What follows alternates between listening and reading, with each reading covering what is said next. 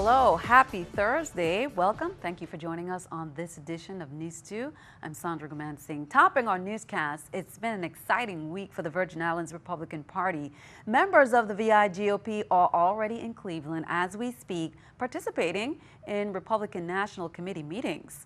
On Wednesday, though, some developments brought both good news and bad news to the parties disputing which delegates should represent the Virgin Islands. News2's April Knight has that story.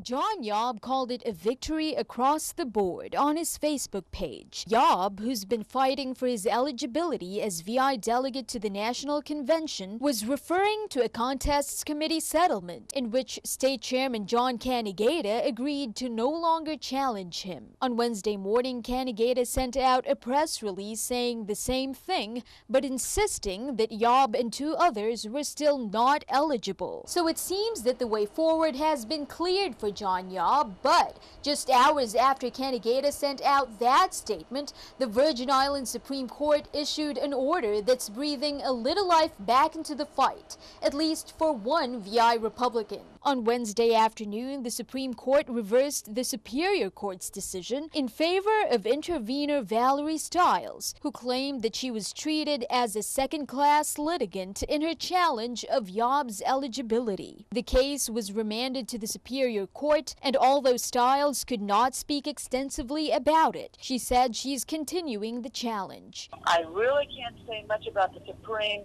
Court decision. I'm just so happy the way that it turned out. We're here hard to work for the local community. On Thursday afternoon, Canigata forwarded a letter from Stiles' lawyer Ed Barry on St. Croix. It's an appeal to the RNC's Credentials Committee, citing the unresolved issue of falsification of documents to commit voter fraud. According to Barry, even though the VI Republican Party agreed to a settlement with Yob, they do not represent his client's individual rights. Reporting for News 2, I'm April Knight.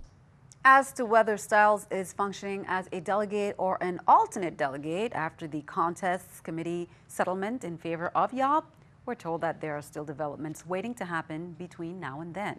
Count on 2 to keep you updated. Meanwhile, on Thursday evening, the Senate Committee on Energy and Environmental Protection, chaired by Senator Samuel Sanes, met with WAPA officials. The WAPA team, led by interim CEO Julia Reimer, reiterated the authority's financial woes due to the downgrade in ratings and the millions owed by the VI government in power bills. The total amount of government receivables still remains at levels that continue to impact the overall operation. The Wang F. Louis Hospital Water Services owes $1.5 million, and for electric services owes $7.5 million, for a total of $9 million. The Roy Lester Snyder Hospitals owes $1.8 million and $4.8 million respectively for water and electric, for a total of $6.6 million. Streetlights at this point, despite receiving $4.5 million in a recent payment in April, still owe $8.4 million to date. The Senate Committee on Finance heard from a few government agencies on Thursday in the Fritz Loett's conference room on St. Croix. A team from the Department of Licensing and Consumer Affairs presented not only their budget for fiscal year 2017, but some ongoing efforts by the agency to make sure consumers' rights in the Virgin Islands are protected. News2's April Knight has details. The Department of Licensing and Consumer Affairs, led by Commissioner Devin Carrington, defended its budget Thursday of $4.2 million. About $3.8 million of that will come from the VI General Fund, to be used mostly for paying the agency's 48 employees. Carrington calls the budget request extremely frugal. He also shared that in an effort to keep consumers informed and businesses responsible, the agency will be using negative publicity against business owners with infractions. The department shall soon commence publication of names of licensees that have been cited on a repeated basis for their consumer-related infractions. This is part of our public outreach and education campaign, and the bottom line is that negative publicity is a powerful incentive, we believe, for business compliance. Carrington also touched on ongoing probes. The DLCA, he said, is taking samples of gas being sold by retailers across the territory. The goal is to determine the quality of the product. He said there's a cause for concern. Our latest samples have revealed some concerning results. While I am not at liberty to discuss details at this point as the investigation is ongoing, the department has found evidence of possible fuel contamination, whereby traces of ethanol was found to be present in many samples taken. The agency is also conducting a study on exorbitant gas prices. Carrington said the study of food prices is next. Reporting for News 2, I'm April Knight. The Office of Collective Bargaining also presented a budget of more than $700,000 for fiscal year 2017, while the Bureau of Motor Vehicles had a budget of a little more than $2 million. Chief District Court Judge Wilma Lewis on Tuesday sentenced Misael Melendez, also known as Saleo, 50 to 50 months imprisonment and 3 years of supervised release for being a felon in possession of a firearm. Chief Judge Lewis also ordered Melendez to pay a $100 special assessment and a $2,000 fine. On January 28, 2016, Melendez pleaded guilty to being a felon in possession of a firearm.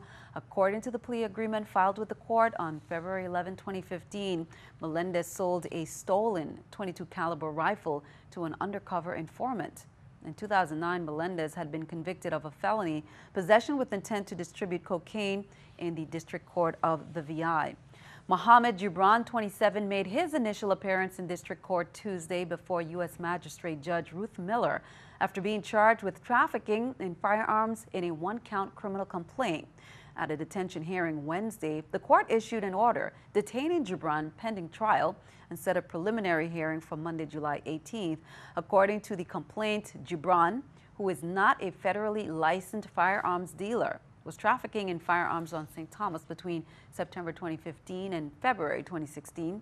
If convicted of trafficking in firearms, Gibran faces a maximum sentence of 10 years in prison and a $250,000 fine. Crime Stoppers remind you that you can assist with police investigations and earn a reward in the process. Can you help? Here is this week's Crime Stoppers report. On June 12, 2016, at approximately 12:17 a.m., 911 received a call of shots fired in the area of Fort Milner.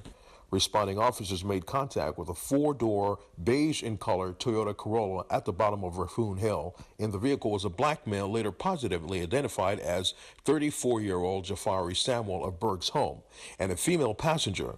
Both victims sustained multiple gunshot wounds to their bodies.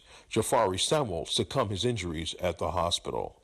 Please help your police solve this crime. If you have any information regarding this case, please call Crime Stoppers USVI at 1-800-222-TIPS or submit a web tip at www.crimestoppersvi.org. Looking overseas, family members and loved ones laid Philando Castile to rest today in Minnesota.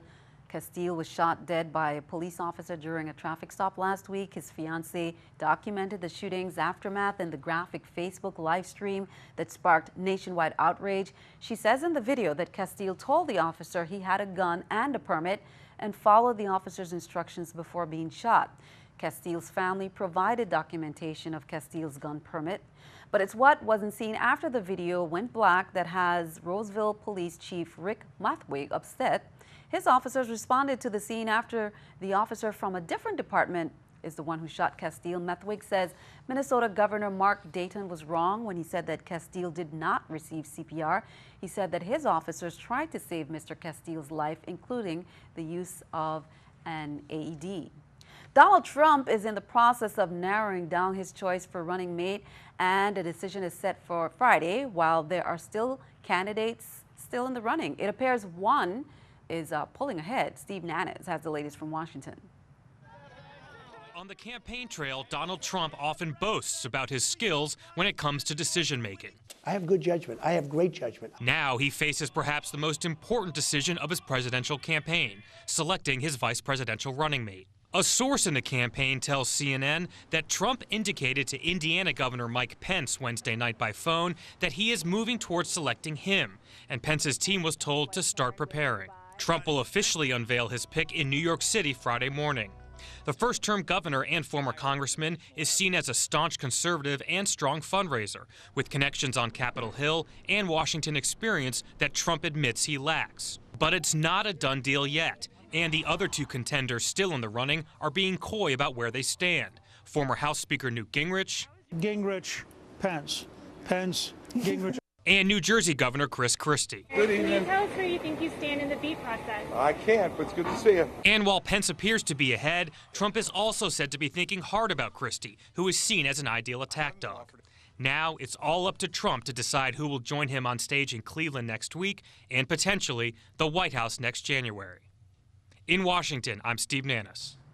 And in the latest, according to CNN, Donald Trump has offered Indiana Governor Mike Pence the vice presidential slot on his ticket, and CNN has learned that Pence has accepted. Count on two to keep you updated. Keeping our eye on the economy, Delta Airlines says it plans to cut flights between the United States and the United Kingdom this winter due to Brexit. The recent 12% plunge in the value of the pound has led to the cheapest flights on those routes in years.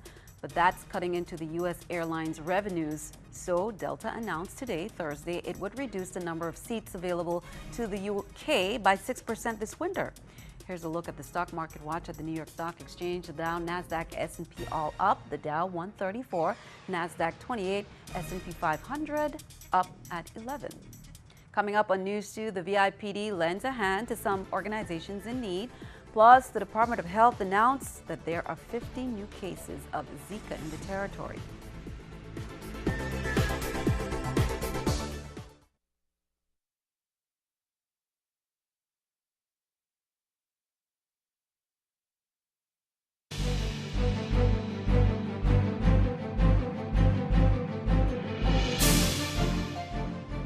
Police say 18 people were hospitalized Tuesday after apparently overdosing on synthetic marijuana in a Brooklyn neighborhood.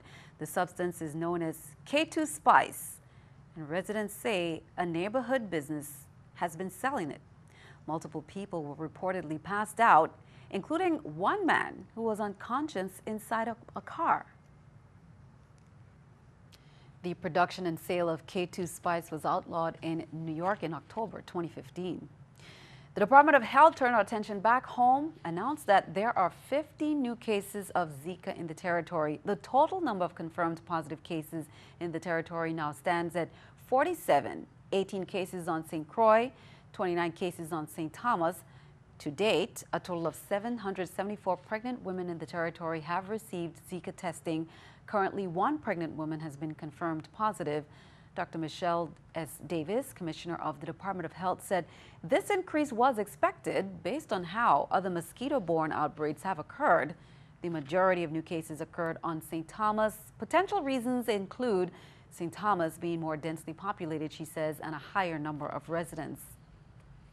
Acting Governor Osbert Potter, who also serves as chairman of the Virgin Islands Banking Board, informs all local businesses who seek to operate non-bank automated teller machines, or ATMs, to first obtain licensure by the Office of the Lieutenant Governor, Division of Banking and Insurance. No person other than a bank or foreign bank may establish or operate a non-bank ATM, except in accordance with the provisions of Section 132 of the law. An annual fee of $150 shall be paid to the government of the Virgin Islands for each non-bank ATM. A non-bank ATM operator who fails to comply will be fined. The Virgin Islands Water and Power Authority has scheduled a computer system maintenance upgrade, which will require shutting down the authority's system from 8 a.m. on Saturday, July 16th through 8 p.m. on Sunday, July 17th. The authority's online payment system, however, will be suspended beginning at 3 p.m. on Friday, July 15th to allow the payments to be completely processed prior to Saturday morning's system shutdown. The Information Technology Department will use this time to upgrade the authority's enterprise resource planning system. Customers are reminded that other payment options are available. On May 4th to the 9th, looking back, the VIPD, they embarked on a community school outreach program. And the proceeds from that event benefited Herbert Grigg Home, $500 went to purchase a wheelchair. Lutheran Social Services of the VI for the Queen Louise Home for Children, $500. The St. Croix Educational Complex, they received $200 to purchase nets and basketball. St. Croix Central High School, $200 for the basketball team to purchase team supplies. Now, the team went into schools such as Free Will Baptist, Juanita Gardine, Central High School, John H. Woodson, St. Croix SDA School, Arthur Richards, Eulalie Rivera, Good Hope, Country Day, Pearl B. Lawson, and officers offered some words of wisdom to the youngsters. Several young men incarcerated at the YRC, they shared their success stories. The Acro Airs gymnastics team, that was the big highlight. They performed for the students. Remember when your parents read to you? Well, the Department of Planning and Natural Resources is pleased to announce Children's Summer Story Time territory-wide. They're bringing that tradition back. These events are free to the public and children accompanied by an adult. Recommended ages are from 3 to 8. Story time promises to be fun-filled, enlightening, and engaging for all who visit.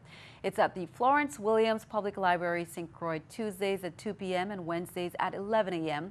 The Charles Turnbull Regional Library here in St. Thomas, Wednesdays at 10:30 a.m. The Elaine Sproul Public Library on St. John, Wednesdays at 2 p.m. and Thursdays at 10 a.m.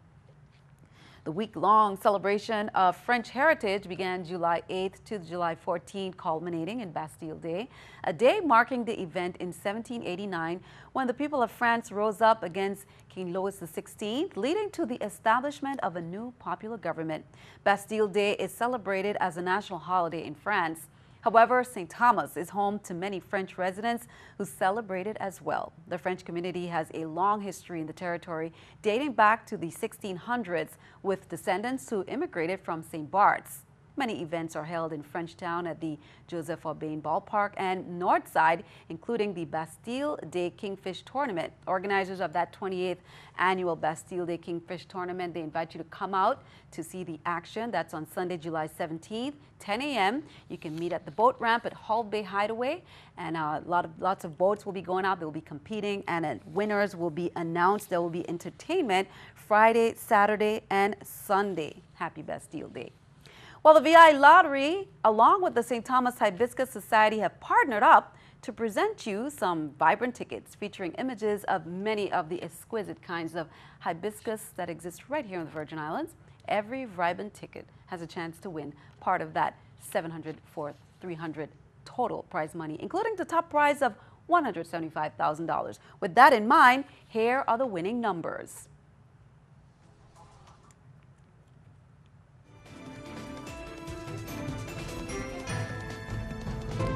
And there are your winning numbers there. Fifth prize, the winning ticket number is 17676. That's 17676. Fourth prize, winning ticket number 07748. That's 07748. Third prize, winning ticket number is 27858. That's 27858. Second prize, winning ticket number 31432. That's 31432. And the first prize for that top prize of $175,000, the winning ticket number is 23396. That's 23396. Be sure to get your ticket for the next drawing that will be held on July 28th, and imagine the possibilities. Good luck as you check your tickets. We'll be right back.